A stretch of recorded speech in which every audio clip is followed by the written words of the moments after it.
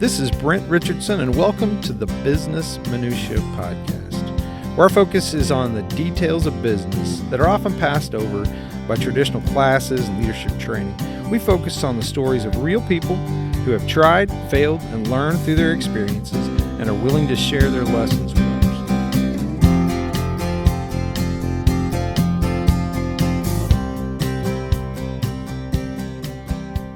People who don't fish very often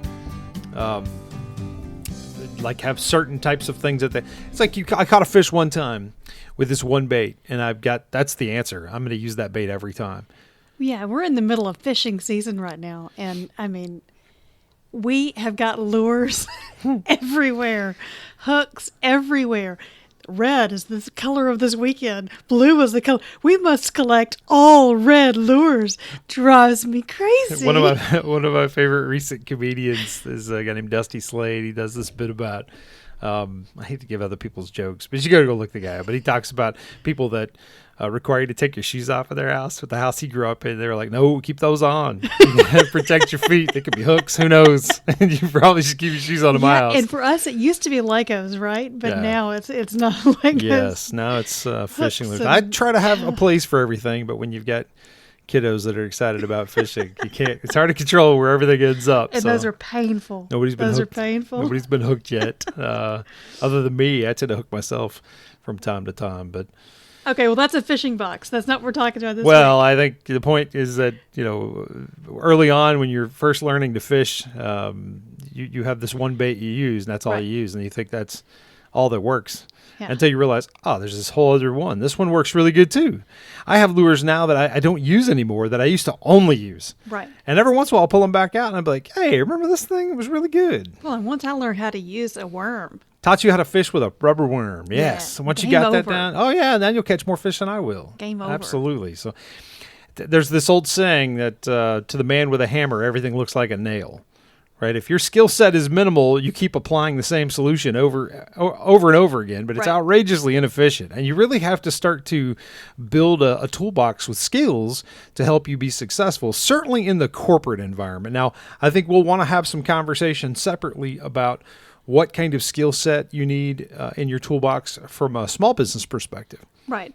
And this week we're going over the 5 main skills that we see that we've covered on the podcast for the corporate environment. Yeah, 5 key skills for success. Now, there's a bunch of different content in each of these, but 5 kind of top-level skills. These are different tools that you need to have in your toolbox to be successful in a corporate environment. Before we get started, we need to have a shout-out to Jason Wendell, who does our web design, and he has put a handy-dandy new tool on our website that is a search tool.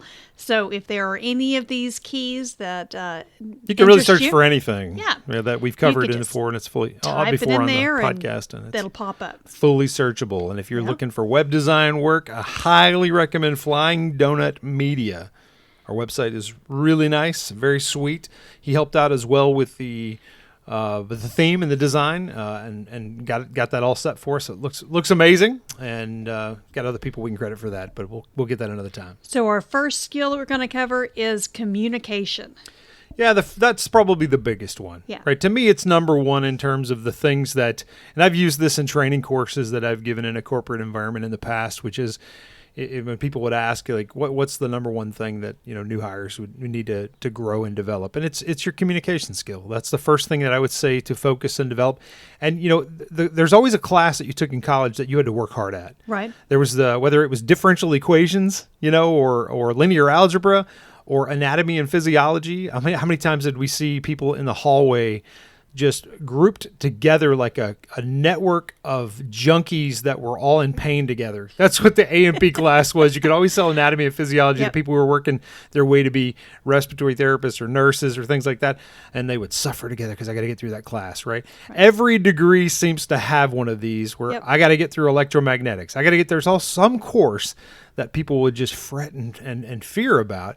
You have to, the time that you spent to pass that class, you need to take that same energy that you put in to passing that class into growing your communication skills. Yeah. That's probably the biggest benefit that I've gained. People ask me, why do you still do the podcast? Because it makes me a better communicator. Right. Sitting here and having to tell stories makes you better at communicating. Well, and you broke down communication in several episodes. You did one on email, we did one on meetings, and we did one on presentations. Right. And I think all three of those had just like excellent beginner advice on this is what needs to go into good communication. Yeah, foundational stuff in each of those that you Right. need to be aware of. And we'll probably do a 201 for those Right. with advanced techniques. We've done a little bit of that in terms of presentations because we've talked about storytelling Yes. and the significance of storytelling and communication. I actually got the chance to sit through an official professional communication training class here recently, and I can't name names and or give away any of that information, Right. but it was very well done. Yeah. And I was sitting here thinking, this sounds like stuff I say on a podcast. It's like, I should charge you people for this stuff.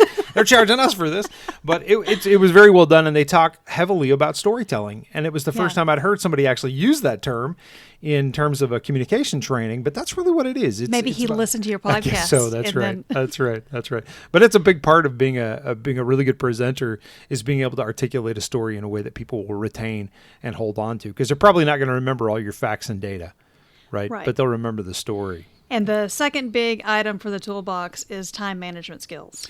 Yeah, and I see it quite a bit for folks that just start out. They have a hard time with it, but I would say just across the board. It doesn't matter whether you Right. just started or where you are in your career. If you're having a hard time, this is like you've got to be able to communicate effectively. You've Right. got to be able to communicate effectively, and you've got to be able to manage your time effectively. Right. Which means there's probably things that you're going to have to decide that you can't support, that Right. you're just not going to have time to go do. Well, and one thing that I've enjoyed about the podcast is knowing that we are coming at it from two different angles. So you're able to see that not everyone manages their time in the same way. It's not a matter of which tool you choose to use, as long as you're choosing to use a tool. Yeah. Find something that works for That's you. right. And like I can't sit here and understand your brain and tell you the magic answers. That doesn't exist. But there's basic principles I can tell you. But ultimately, Right. you have to figure out who you are Right. and how you need to manage your time. Right. But in that episode, we did break down some specific tips and tricks Yep. of how to go manage time. And that's something you're going to have to master. You're going to have to get this down if you're going to be effective. Because if you're going to be successful, you're going to be asked to do more than you're going to have the ability to do Right. in the way you're doing things, at least today. And so Right. you're going to have to either get really a lot more efficient with how you do things, Right. or figure out what not to do. All of those fit into the time management bucket. Right. And we are still stuck working from home, but a lot of people are going back to the office. And I mean, if you don't get your stuff together right now, you're going to find yourself falling behind quickly. Yeah, I think we're going to have to do something. We're going to do an episode here in the next few weeks on returning back to work Yeah. for folks that are starting to do that. I think that's I'm going to use the phrase that I hate, but the new norm is, coming to an end in some ways, but although it's really moving into a new hybrid norm, Right. in terms I of how we agree. work together and some mix between working from home and working in the office. Right. Right. And I think that people had looked at me as odd for not having to go to an office every day to get my jobs done. Right. But realistically, we have discovered that this is very, very doable in a lot of jobs. Yeah, you were ahead of the curve. Yeah. Like working from home was like, duh, that's what I do already. Jason and I were talking about this as well. The guy we're talking about Right. that does our website. He's been working from home for years. Right. So he's like, I don't understand what the problem is. This is normal, standard operating procedure for him. Right. The third tool for your toolbox is relationship agility. That sounds fancy. doesn't it? I came up with that. Yeah. Right? Yeah, You know what it you reminds coined you that know what it one. reminds me of? It reminds me of there's a show called Better Call Saul where the guy asks this guy, what's the question he asks? Are you still morally flexible? I don't know why it reminds me of that, but relationship agility. It sounds like, wait, I have to process. What does that mean? I don't understand what that means exactly. What we're talking about is a combination of a bunch of things. Cultural agility, Right. people agility, Right. Bad boss agility. It takes all kinds of kinds. All kinds of kinds, and Yeah. you're going to work with all kinds of Yeah. kinds, and you need to master this. You need to have the skill set in your toolbox to be able to work with all kinds of people. Right. And so we covered a series on horrible coworkers. Right. Where the conclusion really, you should go back and listen to them because they're quite funny, and there's some crazy horror stories in there too. Yeah. But the conclusion really is you got to learn to deal with all kinds of people. Right. And you can go try to solve that problem and run from it or address it in aggressive ways. Right. That's going to backfire on you. And when you run someplace else, you're just going to run into the same problem again. Right. And then we took it from the approach of bad bosses. Yeah. and conflict resolution. Conflict resolution is one that I'm definitely passionate about and Right. dealt with for years. And I think that's something you're going to have to get good at. And I think that's true small business, maybe probably more so. Right. Where it's harder to hide from problems. You have to address them directly. But certainly from a corporate environment, you're going to have to master that skill set. Right. And then two of my favorite episodes that we've done were the networking for introverts and the networking for extroverts. Yeah, I was surprised at the reaction of that. There were a lot of people that really liked that. But networking is definitely also, we cover a lot of introvert versus extrovert, and then a lot of things in between in terms of how you interact with different people and what makes people socially anxious and prevents them from doing that. You're going to have to stretch that muscle and have that available in your toolbox to be able to say, I have to cold call somebody. How am I going to do that? How can I make that a natural and organic thing that I can go connect with people?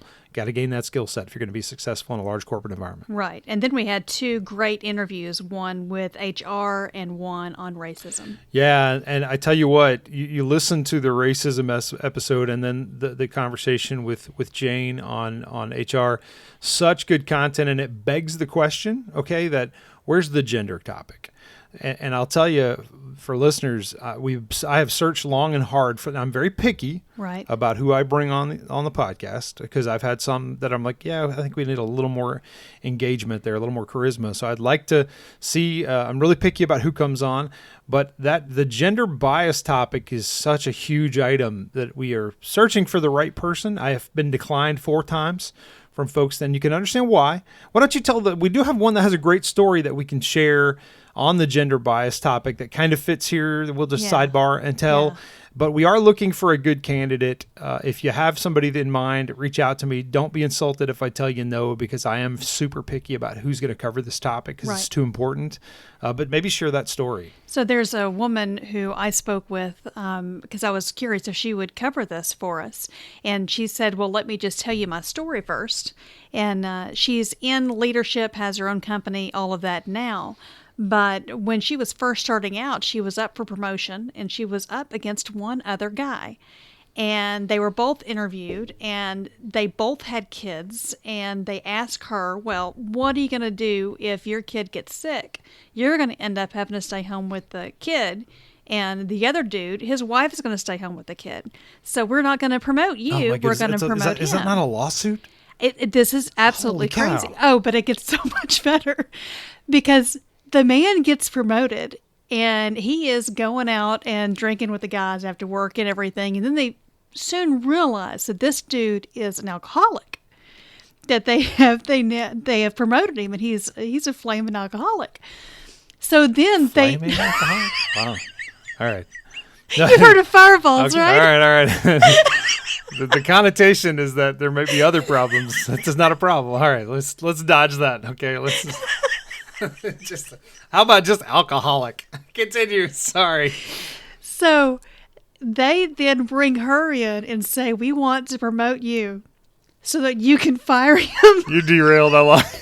You're gonna have to do it again. No, we're gonna publish this. It's too great. You did this to me when I destroyed his story, and you made me publish it, and then everybody made fun of me. But this is payback. Fireballs, it's a thing. Right. Please don't say anything with balls in it. Let's do something else. Okay, he was an alcoholic. Oh, come on. I'm trying to dig you out of this hole and you're making it worse. Okay. But anyway, as I was talking to her, she said that she was fine with us sharing the story, but she did not want to come on to the podcast and give her identity and everything because she still has a lot of men that work for her that may not appreciate that aspect. Mm-hmm. So we need a woman who. But she wound up. So she fired. She was brought in to fire the person. To fire him. Yeah. It's crazy. So had a positive ending there. But holy cow, how did it get to that point? Right. That's insanity. What a great story. And then somebody would be able to greatly speak to that. But anyway, we're looking for the right person. Yes. Is ultimately the long version of that flaming story. And then moving on, the fourth item for your toolbox is know thyself. And speaking of knowing yourself, we're quite irreverent, and that's just how the podcast is. So hopefully you get some enjoyment out of it. As I've said before, you get what you pay for, and it's free. And knowing yourself is definitely one of the critical pieces that I would say in terms of skill set, that, and it's probably the one that people don't understand until they get several years in and they go, oh, I'm the one that thinks everything looks like a nail because I have a hammer, right? Or I think everything looks like this or that. And it's until you get this down, you don't appreciate the value of others because you can't even see who you are, right? And I think that's one of the topics that we got into with, for example, Enneagram. Yes. We're prepping for a round 2 of Enneagram, which is going to be great. Yeah. But we had a lot of good feedback on that episode as well, where it's really trying to help you understand who you are, and it's a relationship model, I would say. Right. And how to engage with other types of people and different personality models, maybe. And one of our very first interviews was navigating career changes. Yeah, which we talked about knowing yourself, and we use this fancy term called emotional intelligence, which, I've said how many times I've seen people struggle in a corporate environment because they don't have emotional intelligence. And what that really means is ability to control your emotions. Right. And until you understand how you're wired and who you are, it's difficult to control your emotions. Right. And we also did one on pursuing and navigating feedback. Yeah.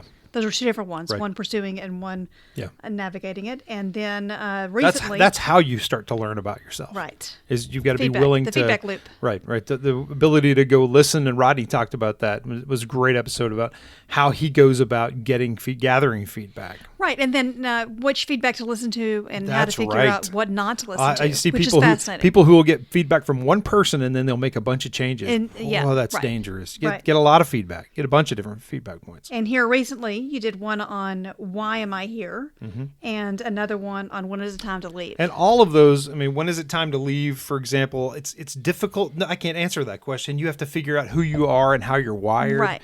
Then you can address, is it time for me to make a change? Are there still things that I need to learn here? Am I just running from a problem and I'm going to have the same problem somewhere else? Until you understand who you are, we also could call this self-awareness. There's all this whole topic, but really you're talking about knowing yourself, which is the classic, I believe, Socrates quote, which is know thyself rightly. And until you understand yourself, you're going to have a hard time with all kinds of things. Right. And you're really going to struggle in a big corporate environment, which is going to challenge you with bureaucracy. It's going to challenge you with stress and time management, all kinds of other problems. Office politics, we've not covered that topic yet, but you're going to have all of those things kind of compounding on you. And if you don't understand who you are and how you're wired, you're going to have a hard time.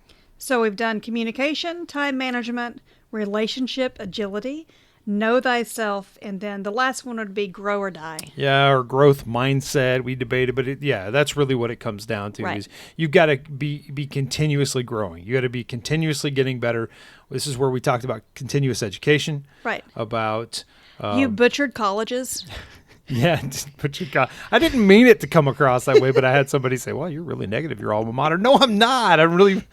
Anyway, go back and listen. You can make your own decision. But I think continuing to get better, continuing to grow. One of the big ones we talked about, for example, is incubation of ideas. Right. That was one of my favorite episodes because I'm very passionate about that topic. I see people all the time that will sit here and say, I just sat in an hour training this afternoon led by a senior leader at my company where they were ultimately trying to get this into people's minds that what are the things that prevent you from moving forward? Yeah. And it's usually I'm waiting on a savior. It's management's problem. It's all these different things. Right. What actions can you take? What are the things that you can do today to get things moving? So step 1, buy a whiteboard. Again, it depends on who you are. You need to know yourself. I do like a whiteboard. How many whiteboards do we have in the house now? 3? Just 3. That's not bad. I think we're short. I think we need at least one more. At least one more. Yeah, I use them all the time. Every one of them has got constantly some. And when somebody erases it, I'm like, hey. Not yet. What's not yet. Not done yet. No, we have 4 actually. 4 whiteboards. But I think the key with the grow or die thing is, I don't know who said this quote, but it's what you know after you, or it's what you learn after you know it all that counts. Right. I think I was using that with one of the kids the other day. It's like we all think we got all the answers, right? And at times I probably come across like I do. Nah, there's always things that I'm listening to, and like just today I was sitting in a meeting and somebody said something, and I was like, I didn't know that. all right, I learned something. There's a positive for the day. And I think the more you're open to those types of things and growing and learning and having that thirst for continued knowledge, Right. if you don't have that, you're going to have a hard time in a corporate environment. So these are the key 5 skill sets that I would say you need to have all of these in your toolbox. Yeah. And you need to sharpen them. Now, we didn't talk about anything about your industry standards. We didn't talk about anything about the technical capability of what you have to learn or what you have to do associated with your job. Right. No, those are separate things Yep. that you can go learn, okay? Yep. But here's been my experience, right? And this one I'm stealing from Bill Hybels that talks about the 3 C's of hiring, which is you look for character, competency, and chemistry. Were the 3 C's that he talked about from a hiring perspective. And he has this great phrase that was in there that says you're hired for what you know and you're fired for who you are. Yeah. Right. And what it means, what he's talking about is the character piece. Right. Right. And finding out how to go filter out those kinds of cases when you're in the interview process. Good luck. You're not going to get that in a couple of hours. Right. It takes a period of time and pressure to kind of reveal that To really know who the person and is. understand Yeah. that. Right. It's very Yeah. difficult to be able to go and those I would classify as kind of the soft skills. They fall into this category of soft skills. And all of the items we just brought up, these 5 tools, these are all in that category, I would say. They're all things that they're very generic. They don't apply to any one particular industry or any one particular job. But these are the 5 critical things to me. Now, in addition to that, you probably may need to be a Java programmer, or you probably also need to be able to, Right. manufacture quadratic defibrillators or whatever the thing is that you do. Right. Quadratic defibrillator is fictitious, by the way. I use it all the time, and I wonder if some people may not know. Right. But I like fictitious words that have no meaning. Like Faucinarity. Yeah. Faucinarity has no meaning. Okay. But if you can fit it into a sentence this week, I want to hear about it. That's my challenge for you. Fit the word Faucinarity. That used to be a bet that I would have with people. Can you get Faucinarity? You're about to go up to a presentation. You're going to give a big pitch to 500 people. And then one of your buddies says, I bet you $10 you can't get the word Faucinarity in this presentation. That sounds like meow listen. Challenge accepted. Meow listen. So did we cover all the tools that you think need to be in the toolbox? Is there anything that you would like us to dive more into on the podcast? Let us know. Yeah, we want this to have as high a Faucinarity as we possibly can. So definitely give us that feedback. And in all seriousness, we are looking for a woman or 2 that can come on and talk about gender issues in the workplace. But we need that. No flaming alcoholics, please.